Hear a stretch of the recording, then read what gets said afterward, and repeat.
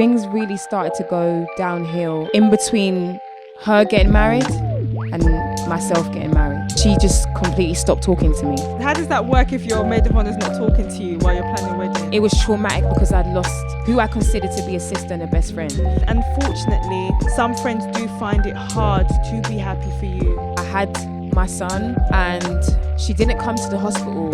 I didn't have boundaries to know whether I was in toxic friendships or in toxic relationships. How is it that the people that I considered to be closest to me were the ones that were dishing out the worst betrayal? Hello and welcome to the Unfriended podcast, where we have candid conversations about friendship breakups within female friendships. I'm your host, Miss Daisy, and on each episode, I'll be talking to a variety of guests regarding their unique experiences and journeys through friendship breakups. And today I have Yaa with me, who's here to talk about how she had a turbulent relationship with her best friend and how she chose to ignore red flags and hold on to the friendship because it was the Christian thing to do. So before we get into Yaa's story, just one last reminder that on this podcast we've dedicated a few episodes to answering your friendship dilemmas. So we'll have a few episodes where I'll have a co-host here with me. We'll just be having some girly chats and answering your friendship dilemmas. So if you do have a friendship dilemma, please email your dilemma to the unfriended.pod@gmail.com. So welcome, Yaa, to the Unfriended podcast. Thank you so much for inviting me here. And thanks so much for sharing your story. I mean, your story really resonated with me, and I definitely think it's something that a lot of people go through. I'm just so glad that you're here to talk about it. So I guess I just want to start from the very, very beginning. Okay. So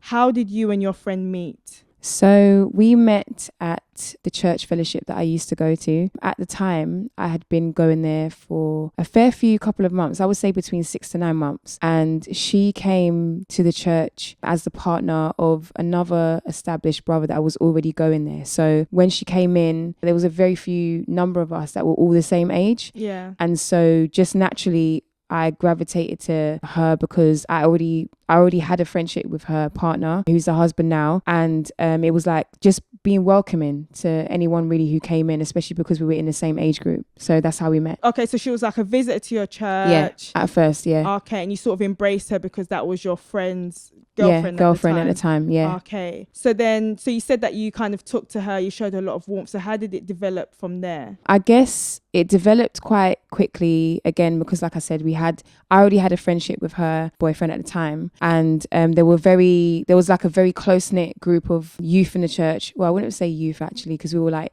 20, 21 at that time, but young adults, should I say. And there was a very small group of us. And so we kind of all gelled together. So there wasn't really like any reason to kind of be apprehensive. It was more like, oh, hi, how are you? And then everybody just rolled together. That's just how it was. Yeah. So how did it sort of develop into now you're best friends? I think it was just the fact that we were always together. We used to have a lot of like things going on in the church. So there were a lot of like activities like prayer meeting, praise and worship practice, which she joined quite early because she had a really beautiful voice.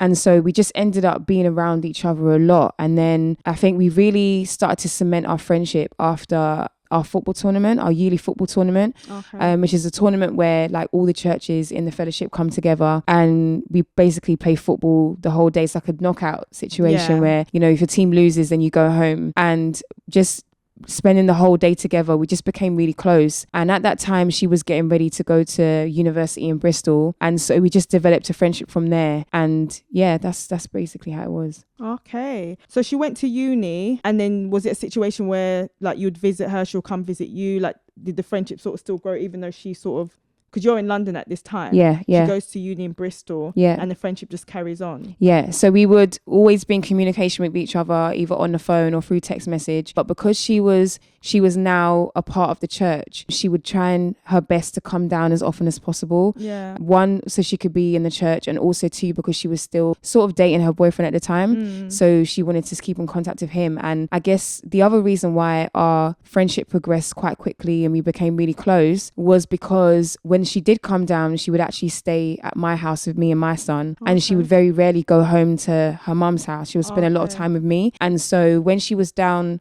from Bristol, she would stay at my house for like days or weeks at a time, and then she would go back to Bristol. She was with me pretty much all the time. Okay, I know she's only coming down for a few days here and then, like weeks. How was that like? Because you've met her at church, and now she's kind of like pretty much staying at your house. I'm guessing staying overnight. Yeah. So how was that sort of experience? It was fine. We didn't really have any issues. I feel like we gelled really closely together. Yeah. We always had a laugh. We were always encouraging each other. I feel like we genuinely built up a love for each other, and she also built up a genuine love for my son as well. So it was like there wasn't any issues. I didn't have anything to really worry about. And because, again, in that church setting, I didn't feel like I needed to be apprehensive about, you know, being around her or her being in my home or whatever, because at that time it was like, this is just what we do. Do you get what I mean? And I genuinely enjoyed her company. So there wasn't really any issues at that time. Okay, so from when you met her until like she's your friend and she's staying at yours, how long was the friendship from when you met her to that point? It's hard to say because it's such a long time ago. I feel like time has just gone, but it was probably like within the space of a year.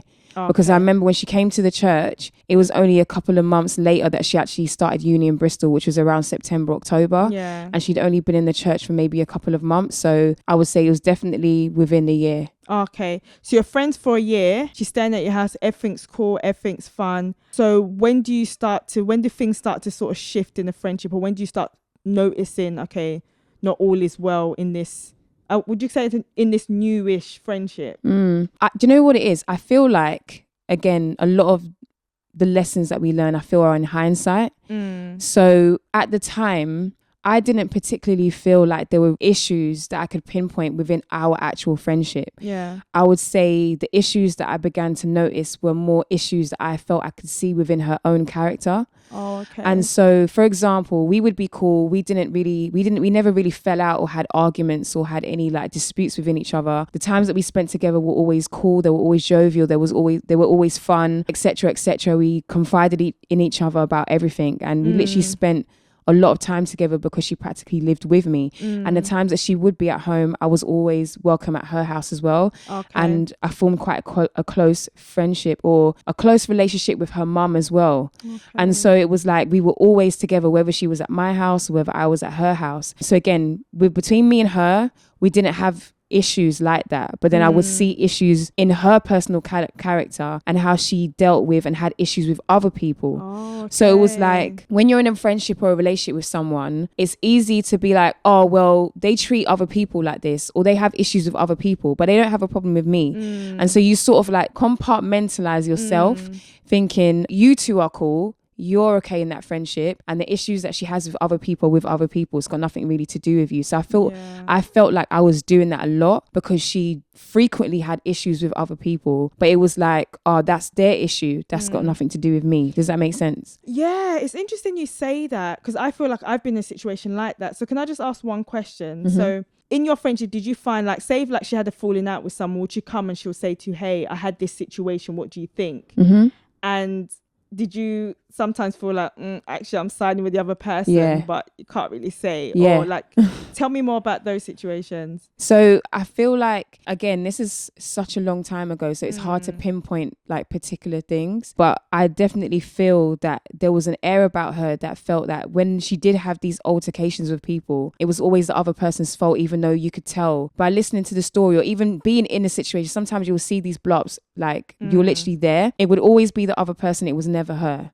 And there was a particular situation, again, not necessarily to do with somebody else, but just like character issues. So one example, again, this is within a year of us kind of all getting into the church. It was coming up to our first banquet, which again, the banquet is like a celebration that we have around Christmas time, where everybody dresses up, we have food, we have games, and there's a talent show and all these different things, but really it's just to celebrate Christmas. And so this was our first banquet since all of us were in the church. So everybody was really excited. Everybody was like getting dresses, going out to buy, you know, outfits, makeup, just really excited for the festivities. So everybody was kind of like ready, everyone had their dresses, etc. But I think she had ordered a dress from a website and she was waiting for the dress to arrive. And at this time she was staying at my house, and at this time there wasn't really such thing as next day delivery. Okay. This is old school. So if you order something on a website, you'll be waiting like 5 days before it gets to you. So if you don't order it in time, it's just not coming. Yeah. So she ordered it quite late. It was quite close to the banquet, and I think it was coming towards the weekend. So Saturday and Sunday it's not coming. And I remember her just having like a bit of a meltdown, like almost like a childish tantrum,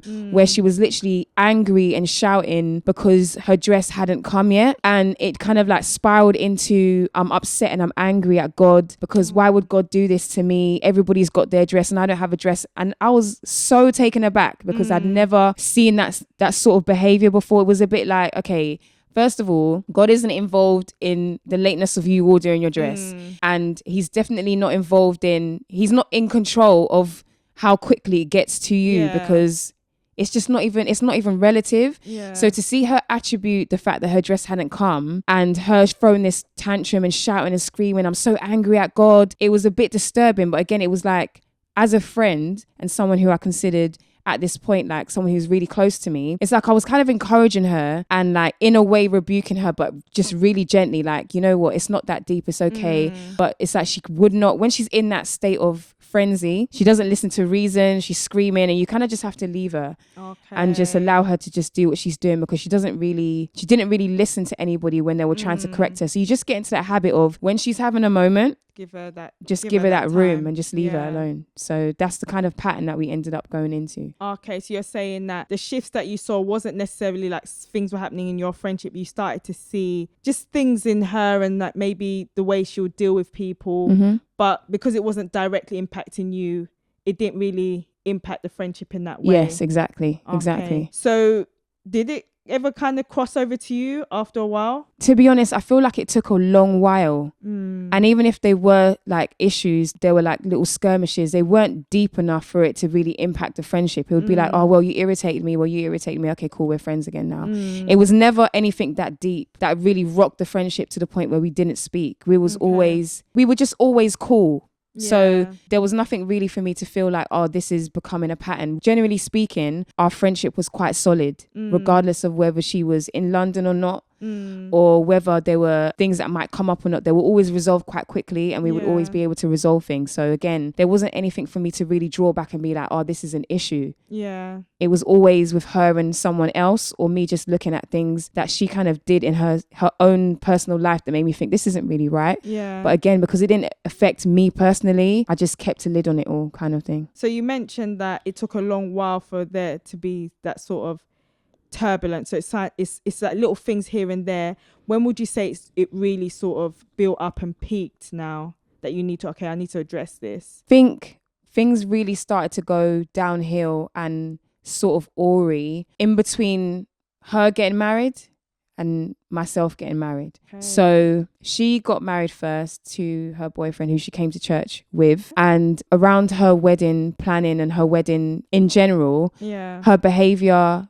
that most people are kind of used to in terms of the tantrums, the outbursts, all of those things. It was kind of like times 100, because I'm assuming the pressures of wedding, organizing a wedding, etc., it really went off the scale. And me trying to be the understanding friend, I didn't take a lot of the things that she was doing with like throughout the wedding process to heart. I just tried my best to be there for her, essentially. And so there was a lot of things that really irritated me and really irked my spirit during that time of her wedding, and I just let it go. And then kind of after the wedding was kind of over and they were married now, it kind of went back to normal. I didn't really bring up, this is how I felt during your wedding process, this is how you made me feel during your wedding process. It was like, you know what, it's cool. I just put it down to, you're stressed out, you're just going through the motions of, wedding stress and planning. I'm going to put that to one side and I'm just going to let it go. So I didn't really address anything. Were you part of the wedding? Yeah, I was her maid of honor. Oh, wow. I think so anyway. There was maid of honor, maid of honor, yes. Because I wasn't married yet. So I think that's how it works. The matron is someone who's married and your maid. Yeah, so I was a maid of honor, yeah. So you were quite close to some of the like blow-ups and stuff like that. Yeah, I was in the middle of everything.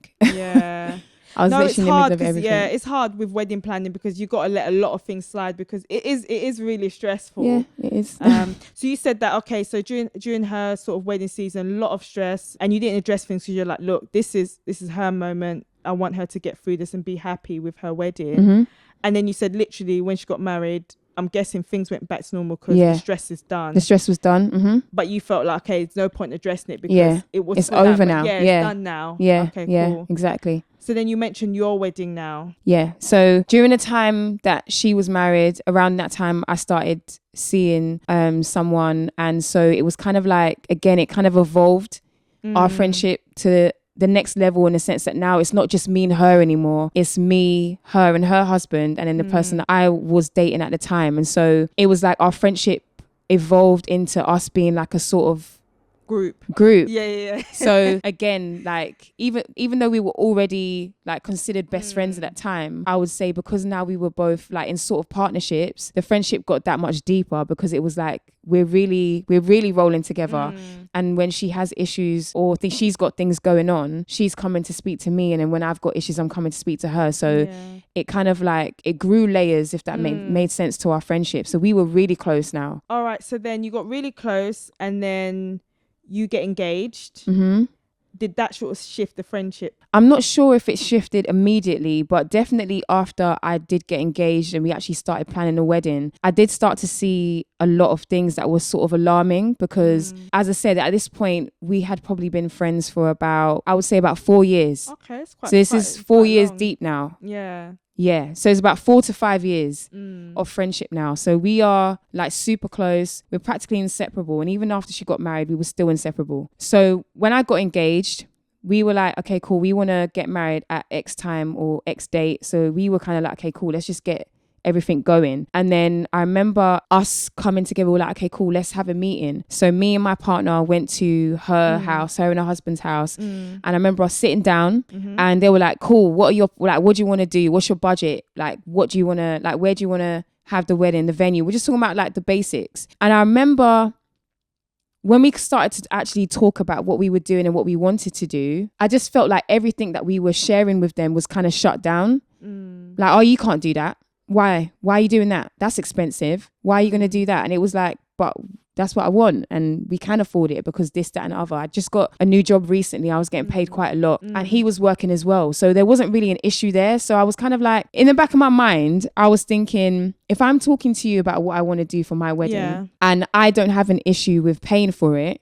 why do you have an issue with me wanting to do that thing? Because technically it's got nothing to do with you in that regard because it's our wedding. Well, they come from a perspective of like, you know, we've done the whole wedding thing, we've spent money. Was it from that perspective or did it feel a bit deeper than you guys are just giving us advice from people that have been there? I feel like it was essentially because we couldn't do this, you can't do it. Okay. Because when she was getting married, the dress that she had, the venue that they had, and there was like other things that she wanted to do, like for example she wanted to get like private catering, etc. At the time they couldn't afford those things, and so she ended up getting a dress that she didn't really want. She, if I remember correctly, she had a ring that she didn't really want, and they ended up getting married in a venue that she didn't want to get married in, but that was their budget. Do you get what I'm saying? And so they had to settle for a wedding that they didn't necessarily want because that was their budget. And so when we had sat down with them and we're talking to them about what we wanted to do, I feel like in her mind, it was like, well, this sounds like it's going to be better than mine. And so you can't afford that. But it was like, but we can. Do you get what I'm saying? So it wasn't from the perspective of, you know, we've been married and we know what it's like. You don't want to waste money here, there and everywhere. It didn't feel like it was coming from an advice type of place where, you know, we're just advising you. It was more like, you can't do that. You just can't do that. Like that or just... Yeah, I felt like I was getting that sort of energy from both of them, but more so from her. Yeah.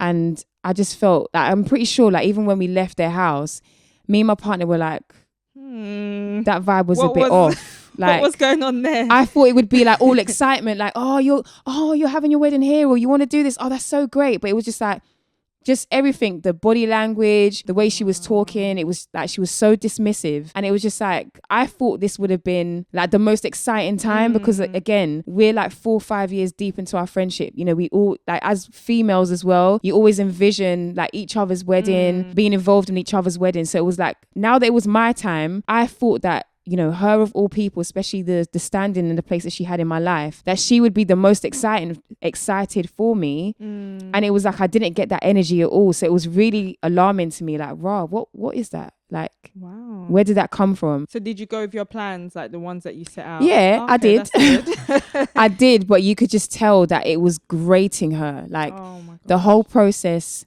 with the wedding and getting the wedding set up, especially because I'd also made her my maid of honor, or matron of honor, in fact, because she was married now. I assumed that she would take on a lot of responsibility in regards to helping me to do or put in place what I wanted to do. And I just felt like she was doing everything begrudgingly. Like I didn't feel like she had the same energy that I had with her, like with her wedding. And I felt like everything that I asked her to do was almost like, well, this is this and this is that. I just didn't feel like the same love that I gave her during her wedding process was reciprocated. And then as time went on, it just got worse and worse, to the point where she just completely stopped talking to me. What, during the wedding season? During the wedding process. How does that work if your maid of honor's not talking to you while you're planning the wedding? I have absolutely no idea, but she literally just stopped talking to me completely. Were you in a place where, look, my wedding's happening, I just need to get on with it? Yeah, so essentially the people that were around and that were on board were helping me. I was doing a lot of things myself, but she just took a step back and wasn't really involved in anything. Did she communicate that step back, or you just sort of took the hint? I just felt it.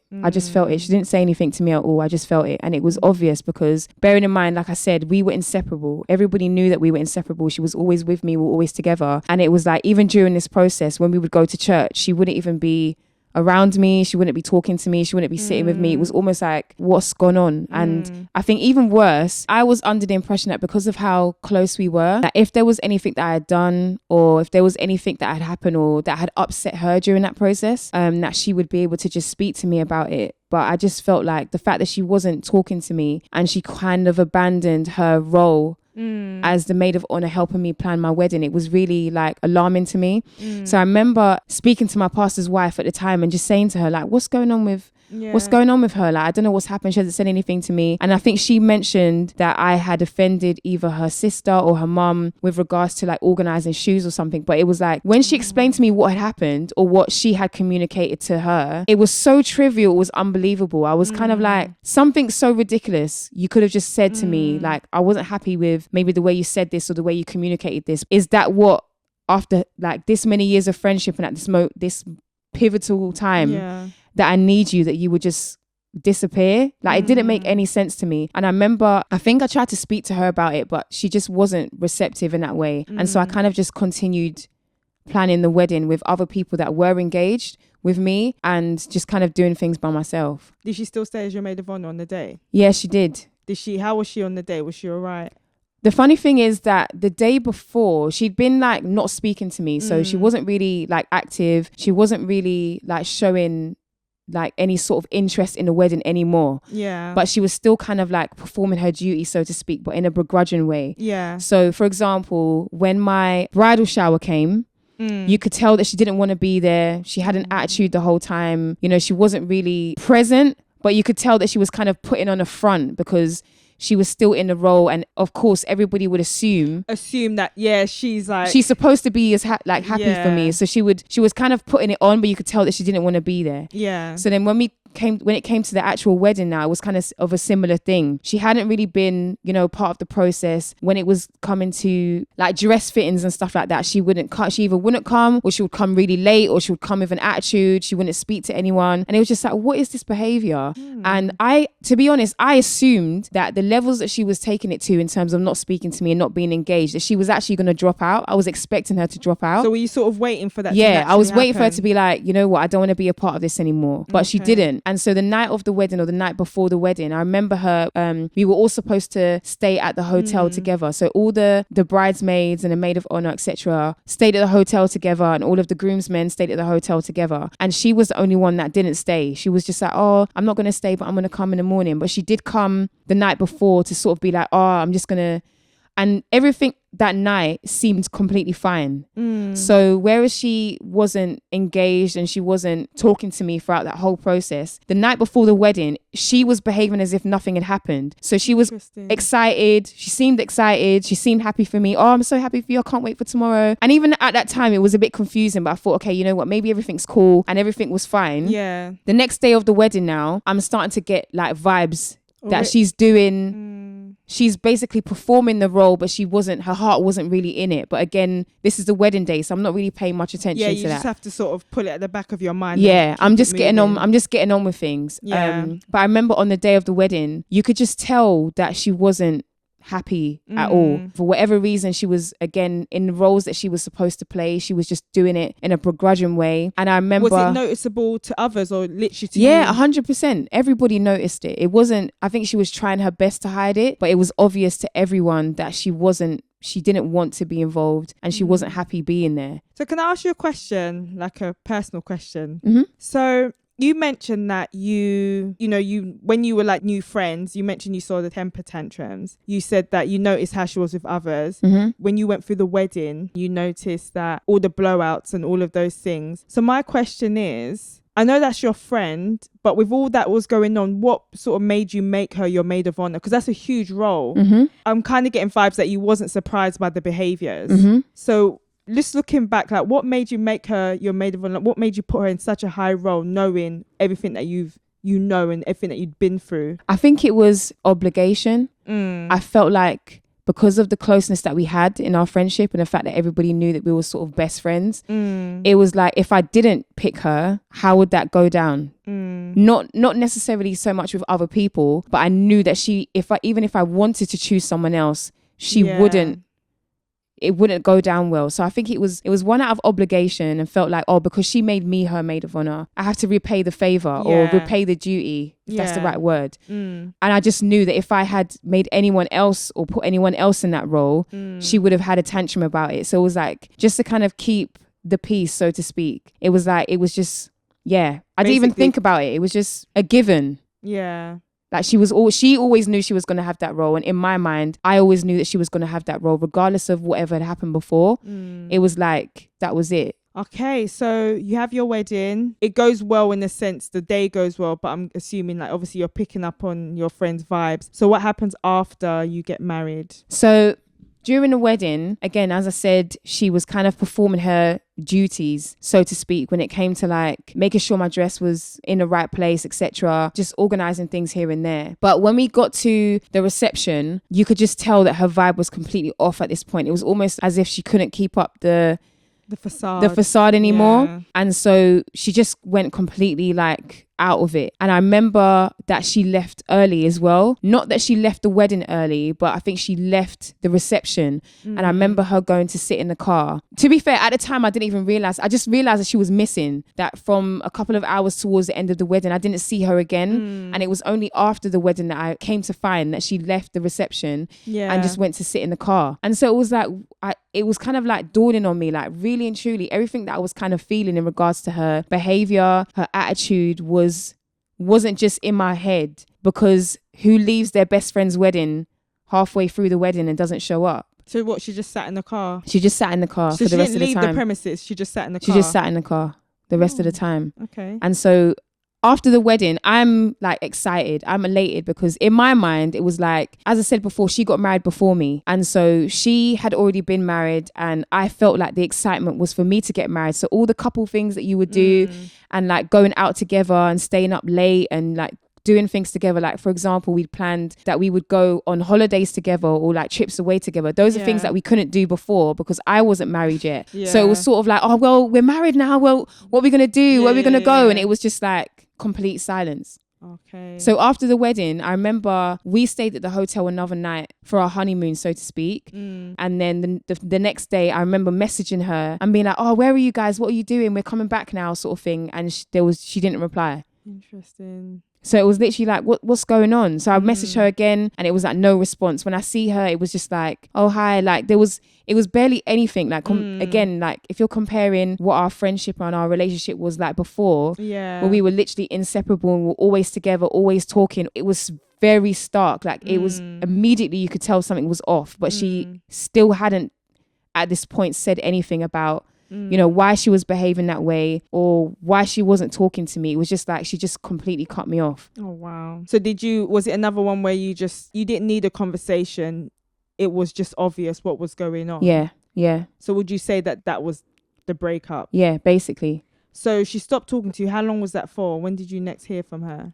I would say it was a couple of months because I got married in November and literally from the time that we actually got married, she didn't speak to me again, pretty much. So you're going to the same church, you're seeing her, but you're not speaking? Yeah. And is there any like mutual friend that's like, hey, what's going on with you guys? Yeah, I think there were definitely mutual friends that would have picked up and been like, what is this about? Like, and try to maybe quell whatever was going on, because again, the level of friendship that we had and the tightness that we had, it was obvious to everyone that we weren't talking or that she wasn't speaking to me. But again, you have to remember kind of what I said in the beginning about this pattern of behavior that she has. Okay. And the fact that because she can be extremely explosive, she throws tantrums and she can be very rude and very combative when she's speaking to people. A lot of the time people just don't confront her because it's easier to just not almost like to avoid it, basically rattle the cage. Like people would rather just not say anything than to say something can end up in a situation with them themselves. And so I felt like, and I'd put myself in that as well, in that just to keep the peace, so to speak, you just kind of leave her and you don't address maybe her character or her behaviors just to keep the peace. And so I felt like now it was me in that situation. That's what other people were doing. It was like they're not going to address her because they don't want to be in the firing line, or they don't want to have to address, you know, her blow ups. So even though they saw that what she was doing towards me wasn't right, now it was their turn. Okay, we're just not going to say anything. And you were that person before where you're like, yeah, exactly. If things are cool between us, so let me not say anything. So now the tables are turned on me, where it was like in situations before where maybe I'd seen her have certain behaviors and not really want to confront her. It's not even like, I wouldn't say I never confronted her because I did address a lot of things, but I mean, you just don't push it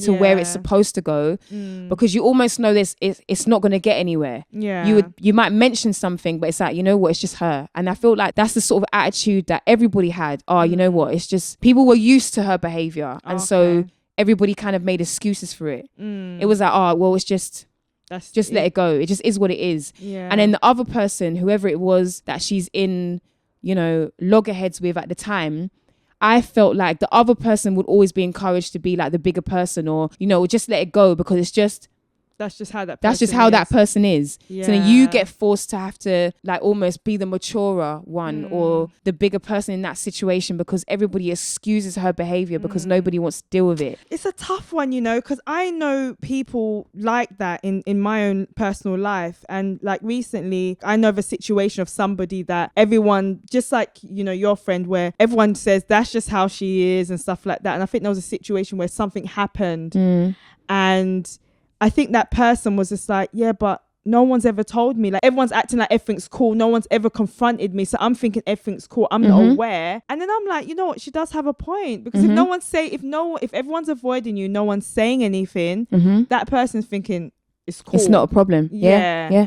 So it is a tough one with that. Just going back to, so you're not talking for months after the wedding. And then just tell me a bit about that. So after my wedding, she essentially stopped speaking to me, like full stop. We didn't talk anymore. I didn't fully understand what had gone wrong, especially because the issues that were brought up to me through the pastor's wife with regards to the shoes and her sister, etc. I thought that was squashed. Like, again, for me, that was a trivial issue. And as I said before, because I had a close relationship with her mum and her family and her sister, again, it was also something that I felt like this is really a non-issue because any of you could have just been like, oh, that wasn't really appropriate, or we didn't feel happy about that.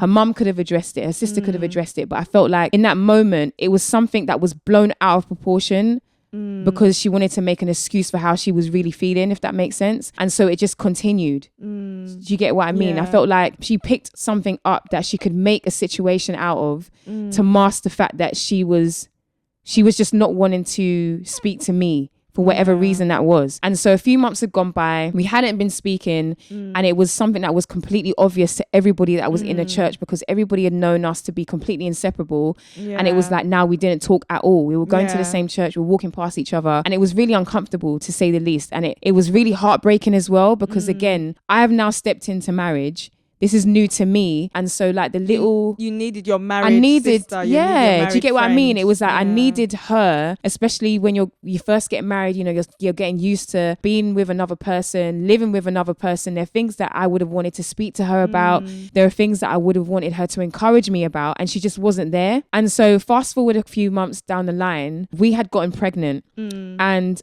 to be honest, I can't fully remember, again, with the timelines, because it's such a long time ago, whether at this point she had already expressed openly that she was having problems conceiving. I can't remember whether I had known this or not, or whether I'd found out afterwards. But if I'm correct in my memory, I found out afterwards.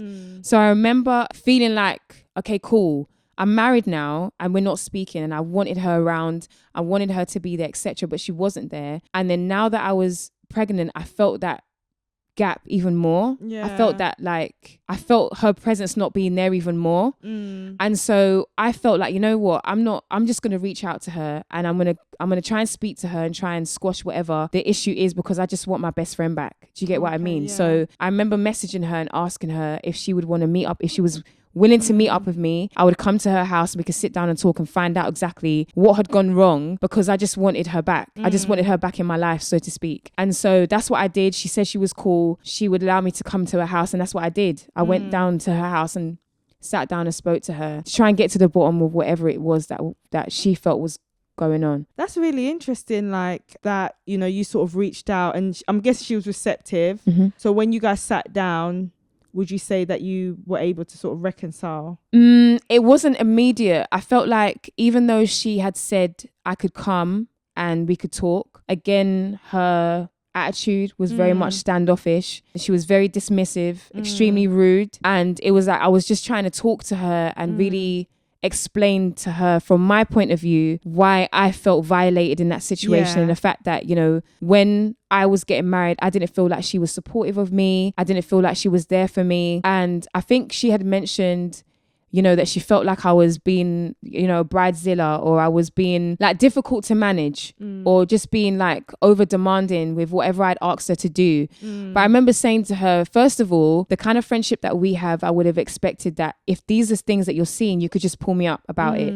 And even so, if you might have forgotten, but when you were getting married, I felt exactly this. What you're describing to me is how I felt. But because I understood the pressure of trying to plan a wedding and trying to get a wedding together, I gave you the benefit of the doubt. And I didn't, like, even though I may have addressed it, I didn't push it to the point where it ended up in me not speaking to you or there being a blow up, because I was just trying my best to be understanding. And so I felt like you should have shown that same grace to me. Do you understand what I mean? I felt like the type of bond that we had, in my mind, there was absolutely no excuse for her to treat me the way that she did, especially to the point where you're literally carrying on and living your life as if I never existed.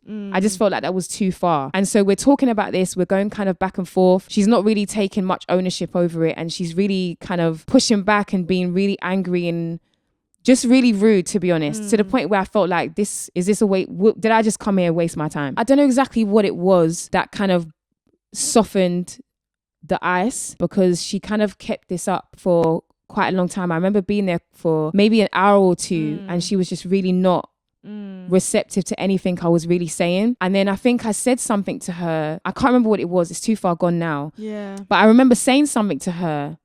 I think it might have me just been expressing my emotions and how I felt towards her as a friend and a sister. And I remember her breaking down and just crying. And then she just started to kind of express the fact that, you know what, it wasn't you.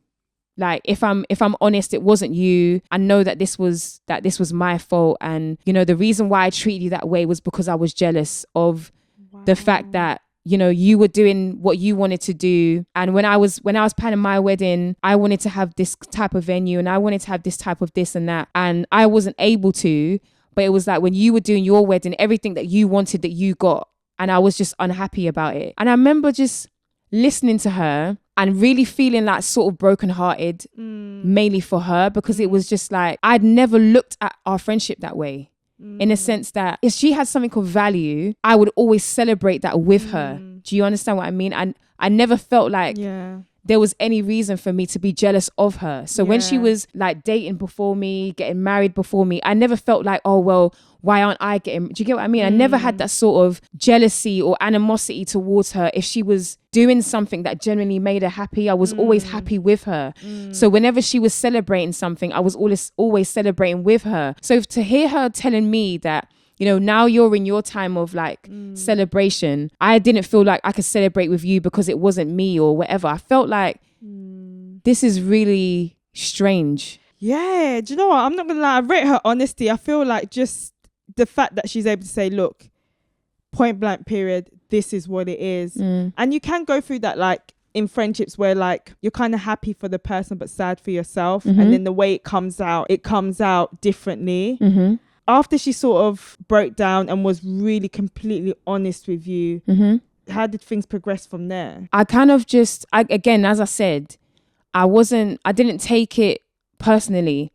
I sort of felt like, why would you feel that way? Do you get what I mean? I felt more sorry for her. It was just like, we've been tight for so many years. We had such a close bond and a close friendship. Why would you feel that way? I was trying to almost reason with her and try to really make sense of it. And I remember just going to hug her and just saying to her, like, honestly, like, you're like my sister. Like, we're friends, obviously, but I literally see you as like my blood sister. And I don't ever feel like you should ever feel like, oh, because I've got something that you should feel some type of way, because it's like, it's ours. Do you get what I mean? Like, I just didn't fully understand it. But I remember just hugging her and consoling her and being like, if we're supposed to be close, you should never feel like you have to be jealous of me, because as far as I'm concerned, whatever's mine is yours. Like, whatever I'm celebrating should be your celebration and vice versa. So it was more I was more consoling her, if I remember correctly. It wasn't more like upset because of what she was saying. It was like, why do you feel this way? So I embraced her when she opened up to me in that way. And I just reassured her that it should never be like that. If we're as close as we say we are, and we've got the bond that we've said we've always had, we should never get to this point where we're not talking because one person is almost jealous or upset about what the other person has, because we're to me, I was like, we're a unit. And so I remember we just hugged it out, and she was like, oh, I'm just so sorry. I've missed you so much. Like, I've missed having you around. I've missed us being able to do stuff together. And I remember her asking like questions like, oh, how's it been anyway? Like, it's been a couple of months now. Like, how's married life been? And it was just almost like nothing happened. Wow. It was almost like after we kind of talked it out and hugged it out and cried it out, it was like catching up. Like, what have you been doing? What have you been up to? And we were just talking for hours and hours about like basically the gap that we'd had from each other and where we weren't there. And so I remember like once we'd finished talking, like we were both like, oh, we're just so happy. Like, let's not ever like do that again. Like, that was so stupid. Yeah. Like, we're back how it was before, sort of thing. We squashed everything. Did it feel like nothing happened? Did it feel like, it did. It did. It literally felt like nothing had happened. And so it was like, she was so happy that I'd come, and she was like, I'm so like she was literally, thank you so much for reaching out and actually coming over here, even while I was giving you the most attitude for the first hour, like not giving up on me kind of thing. Like, you pushed through and you were understanding. Like, I'm just grateful to you for getting me to that place where I'm able to see like and value the friendship for what it is. Yeah. And so I remember I'm getting ready to leave, and we hugged it out again. And I was like, oh, by the way, I just wanted to let you know that I'm actually pregnant. I remember her being so happy. She was like, oh my gosh, this is so exciting. So it was like, we sort of like picked up where we left off. And throughout the rest of my pregnancy, there was no issues at all. She was there for me. She was like, it was literally as if nothing had happened. She was at my house with me and my husband. Her and her husband were at my house all the time. So basically exactly what you wanted. Exactly what I wanted. Exactly. So what I'd always envisioned our married lives to be like, that's what it became. It was like, once we had spoken about everything and everything was kind of aired out, everything that I had thought our married lives would be became that. So she was always there. We were always with each other. We was always supporting each other. And so that's just how it was throughout the whole pregnancy. Okay. So then you have baby, and then what happens? The same sort of pattern started to kind of unravel again. I had my son. And I remember she didn't come to the hospital. And I was kind of like, oh, why is she not here?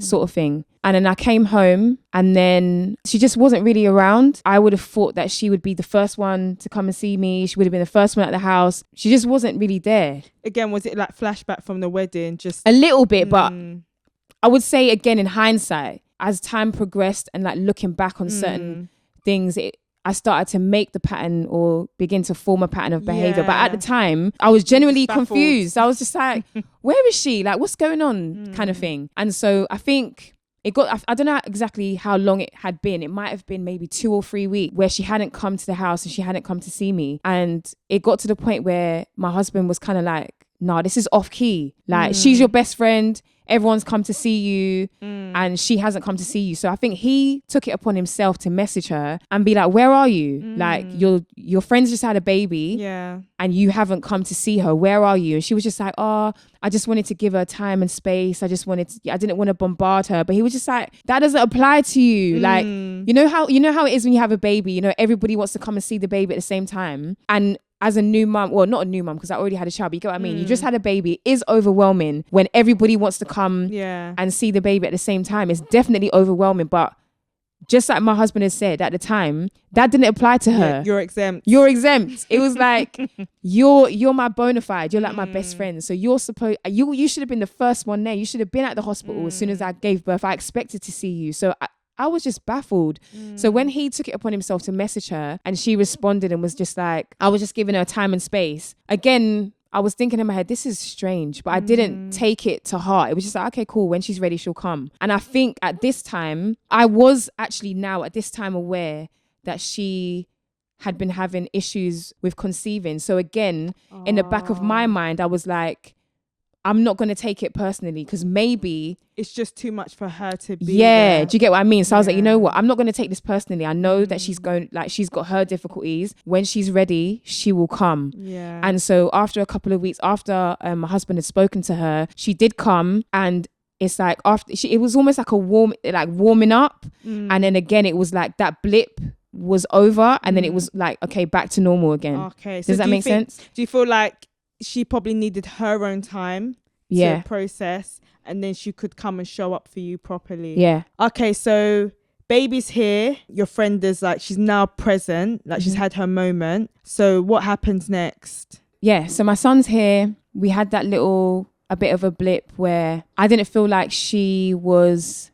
really present for me, but at the same time, I understood the challenges that she had. So I didn't take it personally. After a couple of weeks, she did come round and then she started to warm up. And then again, everything kind of went back to normal.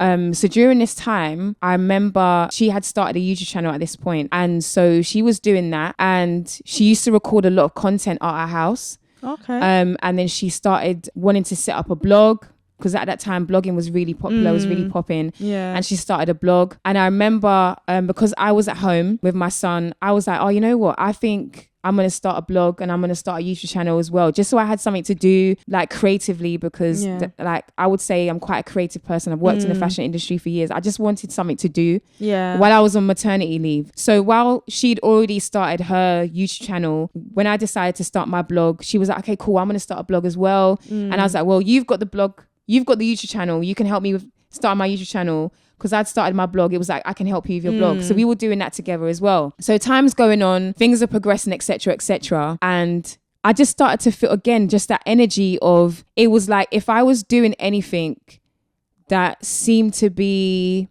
more successful or taken off faster than hers, then she would start to treat me differently. And so I started to feel the disconnect like very early on. So we're doing this thing together. And at first it was like that same mindset that I've always had. Like whatever I'm doing, we're doing it as a unit. Like we're doing it together. So there was a lot of excitement. We'll be at each other's houses. So we're doing this together. And then I just felt like if she ever felt like whatever I was doing looked better than hers, she would start treating me differently. Yeah. Or if she felt like, oh, what I was doing is like what she wanted to do, then she would copy it. And it would be like, she would start making out like, oh, why are you copying me? It was just really weird, like just really like weird behavior. So again, I'm seeing the patterns and I'm not addressing any of this stuff. It's kind of like I'm mentally making note of these things, but I didn't actually say anything to her. And then a couple of months had gone by and then I ended up finding myself pregnant again. Okay. And so I can't remember how I told her. I don't know if it was by a text or phone call or what. I can't remember exactly how it was that I told her. But I remember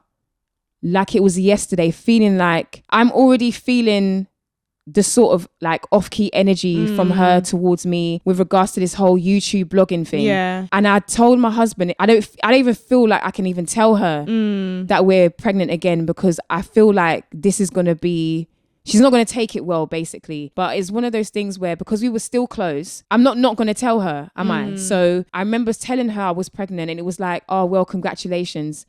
And literally, it was almost like she just didn't speak to me again.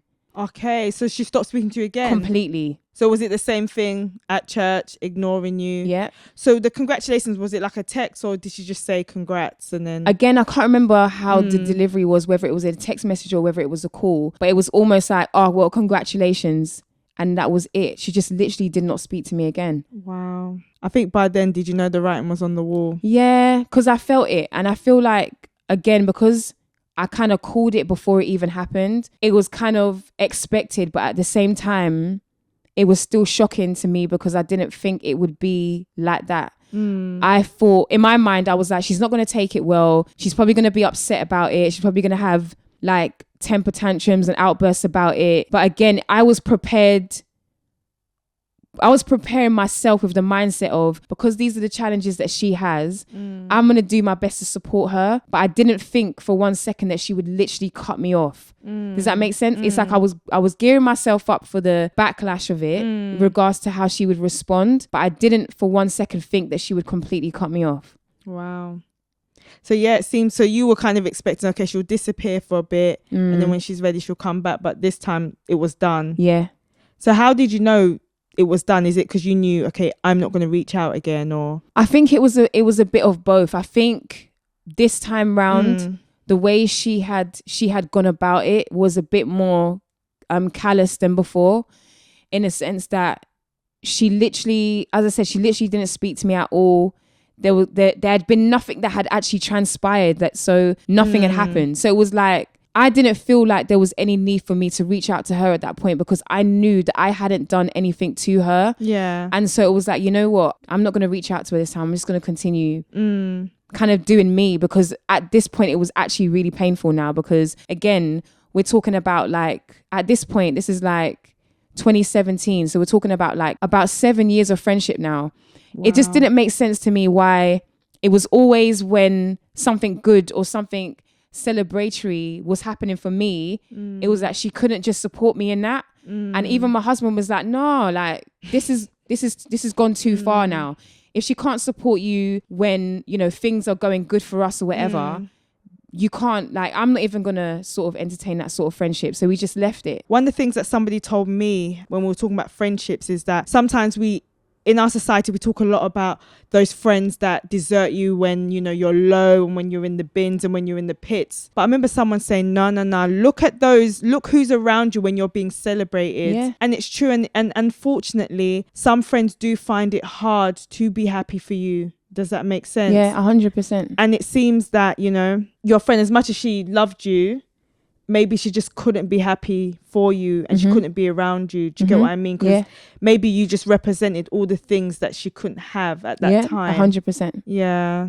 I definitely agree with that statement in that way. And so again, in the back of my mind, I was sympathetic towards her, but at the same time, I felt like the level of, again, callousness where it came to how she treated me and how she dealt with me, you know, the things that I would hear her say behind my back. With regards to this second pregnancy with my husband, I remember again speaking to like elders or speaking to the pastor's wife, and I heard, you know, she would say things like, I only got pregnant again out of spite towards her. Wow. And you know what's crazy to me is I remember, because we were this close, or we were so close, I remember having a conversation with my husband and actually asking him, I know this is a bit weird, but would you ever consider like me being a surrogate for her?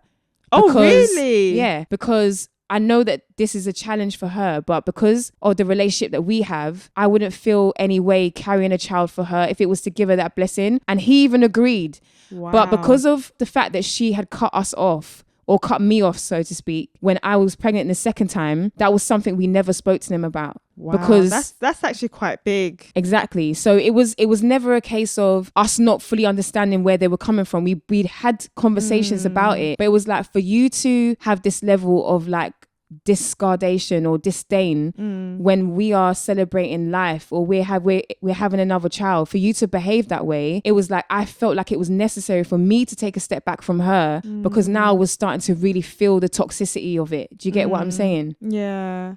So you stopped talking, she cut you off, and was that the end of it? Literally, you just sort of existed in church, didn't speak. Yeah. So when did you actually process, this is it, this is a friendship breakup? Like, how was that? I feel like the story is a lot more long-winded. There were a lot of things that happened like in between, and there were a lot of things that happened after that really knocked me for six, in terms of things that she did, the things that she said behind my back, the people that she engaged with regards to how they dealt with me as well. Because later on, you know, down the line, especially like during my pregnancy, I actually found out that my husband was having an extramarital affair, essentially. Wow. And, you know, during this whole process, it became apparent to me, you know, like in hindsight, when all these things had come to the surface, that she almost had a role to play in it. Wow. Because she was aware of the female that my husband was involved with, especially because I had actually spoken to her about it when we were still friends, that I had seen, you know, some off-key behaviors between this particular female and my husband. So she was completely aware of it. And when she had decided that she no longer wanted to be friends with me, she befriended that girl or that female as if nothing had happened. And again, these are things that to me are mind-blowing, because regardless of whatever had happened between me and her, because of the level of closeness that we had, regardless of whether we spoke or not, it's almost like friendship code. These are things that I would never do. So for example, if she had spoken to me and said, oh, you know, this particular female is moving some type of way towards my husband, I feel like something's going on here, and then we fell out, I would never then go and befriend someone that she had spoken to me about not feeling comfortable around her husband. Because to me, whether we're talking or not, I know what the situation is. But she befriended that girl like now they were best friends. They were hanging out. And again, this pushed me back even more, because it was just like, what kind of madness is this? So it was almost like at this point, there was no redemption for it. There was no redemption for the friendship at this point. And especially because you're even in the midst of this, bearing in mind, I just said my husband was having an extramarital affair. His loyalty to me was gone as well. And again, I'm saying this in hindsight. So during this time or this period where she wasn't speaking to me and she had completely cut me out of her life, she actually continued to have a close friendship with my husband. So they would be talking, they would have text conversations, they would be, you know, kikiing and like having conversations at church, and completely isolating me. But again, in hindsight, when all of these things started to unravel, when I realized my husband's in this relationship with this female and all these, it all started to make sense. And it was almost like she was so happy to find comfort and find friendship with people that genuinely didn't like me or didn't respect me or didn't regard me. Does that make sense? So it was like, in hindsight, I realized that essentially I was in friendship with someone who just genuinely didn't like me or didn't love me the way that I loved her. Because the things that she was willing to accept or entertain, especially if it caused me pain, it was almost like she was happy to see it. Does that make sense? Oh, this is a lot. This is a lot. And as you're saying your story, I'm thinking pivotal moments in your life, wedding, marriage, having a baby. Even now what you've mentioned about your husband, it's like, it just seems like you had to deal with so much chaos during a time when it's meant to be a happy time, during a time you're meant to celebrate. What impact did that have on you, like looking back? To be honest, I think it was extremely, extremely traumatic. It was traumatic because even before everything came out with my husband, it was traumatic because I'd lost who I considered to be a sister and a best friend. So I felt like before anything even came out with my husband, I was already grieving a friendship. I was already grieving a sisterhood. And again, because we were in the same church and having to function in the same church, it was something that was always in my face. It was something I couldn't really escape from. She was always around. And so it was like a constant reminder of what was missing. Does that make sense? Yeah. And so when everything did come out with regards to my husband and the extramarital affair that he was having, again with another female in the church, it was like the trauma was compounded because it was like, how is it that the people that I considered to be closest to me were the ones that were dishing out the worst betrayal? Wow. Do you get what I mean? And so it was a lot. And people that might be familiar with my story because I've shared it on my own platform would know that I ended up with a lot of health issues because of this. And from being involved in like fashion as a career over the years and, you know, throughout these periods of time, I transitioned into like naturopath and holistic healing because of this issue. And realizing that a lot of the time health issues that we have and, you know, health problems that we have actually stem from trauma. When you go through a traumatic situation, you go through traumatic breakups, or you go through even a grieving process. Someone can lose somebody through death, someone that's very close to them. Going through that traumatic experience can trigger health issues in a person. And, you know, my skin broke out all over. I was covered head to toe in eczema. I was diagnosed with a hypothyroid. I developed fibroids in my womb. I was bleeding from my bowels. Like, there were so many things that were going on with me. And again, in hindsight, having to really comb through my life and start to realize a lot of the things I was going through was because me personally, as a human being, as a person, didn't have adequate enough boundaries. I didn't have boundaries to know whether I was in toxic friendships or in toxic relationships. And I was always, you know, because I was in the church and because I had that sort of Christian mindset towards loving people, I was always trying to hold on to people that intuitively I knew shouldn't be anywhere around me. But I was constantly trying to hold on to these friendships because in my mind, it was like, this is what Christ would do. Wow. This is big, you know, even you speaking about your health issues and stuff like that. So just going back to like, what did you actually do to heal from all of that? It was a process. It definitely wasn't an overnight process. I would say it's taken me about 3 to 4 years to really process a lot of that hurt and trauma. I had to sit with myself first and accept that, not necessarily blame myself because I don't think you can control anyone else's behavior, but accept that, you know, these were the red flags that I saw in my friendship that I didn't address. And so if you don't check people or you don't address people with regards to how they deal with you, there's no reason for them to change their behavior. And I had to accept that. So these were the points. So like you mentioned, there were pivotal points in our friendship. So, you know, before the wedding, after the wedding, when it came to like the YouTube channel and the blog, my son being born, all of these different pivotal moments that, you know, I could have addressed it. I didn't, because I was always given the benefit of the doubt. And it was almost the same even in my marriage, where I was ignoring red flags, you know, in our relationship and our marriage and allowing things to continue in that sense. So I had to really sit with myself and ask myself, what is it that I can do now going forward to make sure that I am not, you know, making allowances for toxic behavior and actually protecting myself from people who seek to harm me. Yeah. And then once I'd kind of done that sort of inner work and introspective work, then I had to really start to accept, to a certain extent, it wasn't me. That was also a very difficult part of it as well, because I feel like when you are in, you know, really toxic situations, whether it's relationships or friendships, there is a level of responsibility that you do take on that doesn't belong to you. And that also adds another layer of trauma. So I had to get to that point where I took the ownership that I needed to take, and then the rest of it I had to accept, no, actually this wasn't me. This wasn't it. It had nothing to do with me.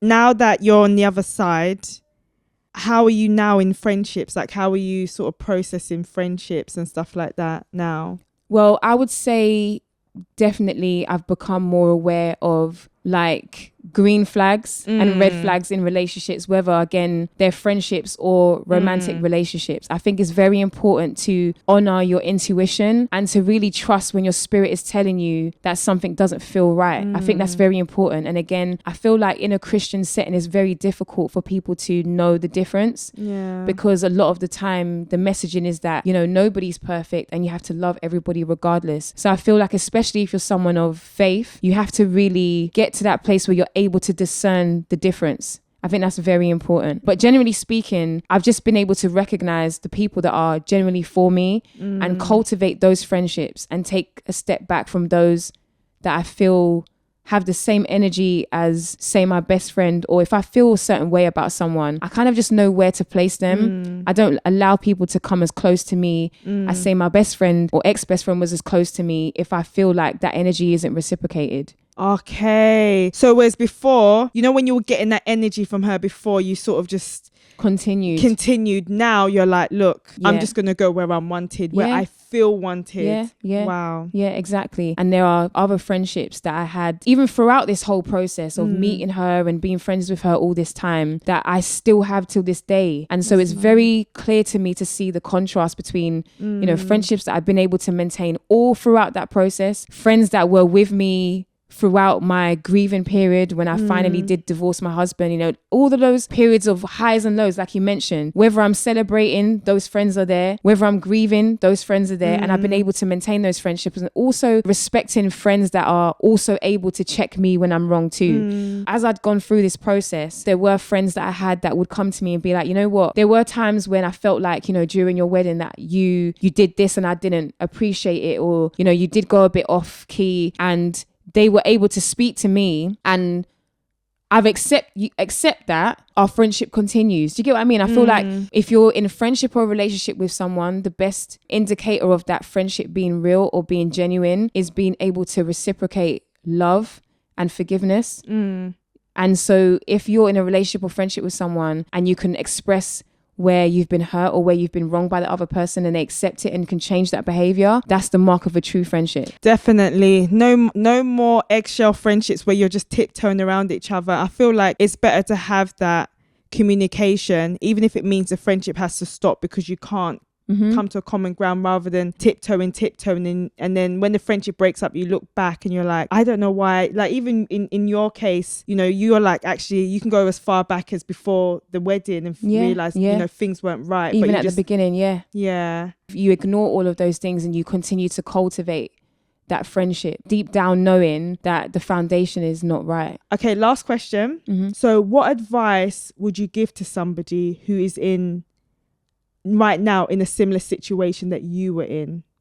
First of all, I would say I sympathize, because it is difficult, especially when you've invested so many years into a particular friendship. But I would say take a step back and maybe make a note and start to really almost like replay like different situations and scenarios throughout that friendship where you felt either dejected, rejected, or you felt like the situation became extremely toxic. I feel like once you're able to really have that introspection time and you take your emotions out of it, then you can see the friendship for what it actually is. So I think it's very important to understand that friendships they're supposed to be like reciprocal. So whatever you're investing, you should feel like you're getting that investment back. If you can look over, you know, whatever you've written with regards to your friendship, and you can see there's like gaping holes with regards to you're not getting the same investment that you're putting into the friendship, or you feel like, you know, you can definitely pinpoint areas where, you know, you're going through celebratory periods and that friend isn't supportive, isn't celebrating you in that way, they don't really encourage you in that way, then I would say take your emotions and your feelings out of it and really start to discern what it actually is and call it out for what it is. Once you accept it, then you're able to almost either have a conversation with that person and sort of end the friendship amicably, or you can just take the step back that you need and kind of like position them in a place where, okay, if this person's really close to you, this is my best friend, now maybe you just have to be an associate. I'm not going to give you my heart anymore. I'm not going to give you my wounds anymore, because really and truly that's protection for you. Do you understand what I mean? So I think once you've done that introspective work and you've discerned what the friendship is and you've put it in its rightful place, now you're protecting yourself. And I think that's extremely important, because the reality is, regardless of whether you address it now, it's going to blow up later. And that's where a lot of people's trauma comes from. It's really realizing that, you know, I saw this here, and here, and I didn't do anything about it. And now you have to deal with the extra time that you feel you invested when you knew that you didn't need to do that anymore. Wow. Thank you so much, Yaa, for coming on here. I feel like, honestly, because I feel like a lot of people go through that in friendship. And I know a lot of people will resonate with your story of like you said, like not even you mentioned that you didn't even have boundaries. Does that make sense? And because of your Christian faith at the time, it was just like, look, if I just keep loving and giving as Christ loved, and then comes that realization that, look, there's some people that I just cannot be in a relationship with, even if they are Christian or even if they are, do you get what I mean? Yeah. So yeah, thanks so much for sharing your story. You're so welcome. I just want you to just talk about quickly, just let everybody know where they can find you. You know, you mentioned about your healing journey and stuff like that. So just tell us about your YouTube channel, just the things that you do. So as I said, throughout this whole process of my personal journey of healing and trauma, I do share a lot of information and, you know, some of the things that I've learned with regards to healing the body, healing the mind, healing the spirit on my Instagram, which is s.kintuition, and my YouTube channel, which is under the same name. And so you can find me on YouTube or Instagram, and by all means, you can send me a DM or you can send me an email, and I'm happy to facilitate anyone or help anyone that's going through a similar situation. Okay. Thank you so much for coming to the Unfriended podcast. Thank you for inviting me. It's been lovely. Thank you. Thank you once again for tuning into this episode of the Unfriended podcast. I hope you found Yaa's story valuable. If you do like this podcast, if you are enjoying these episodes, please show us some love by liking, commenting and subscribing to the channel. Also, if you do have a friendship dilemma that you would like featured on the podcast, please send your dilemma to theunfriended.pod@gmail.com. And for more friendship breakup content, you can follow me on Instagram at love_Ms.Daisy or at theunfriended.pod. Thank you so much for sticking around to the end, and I will see you in the next episode. Bye.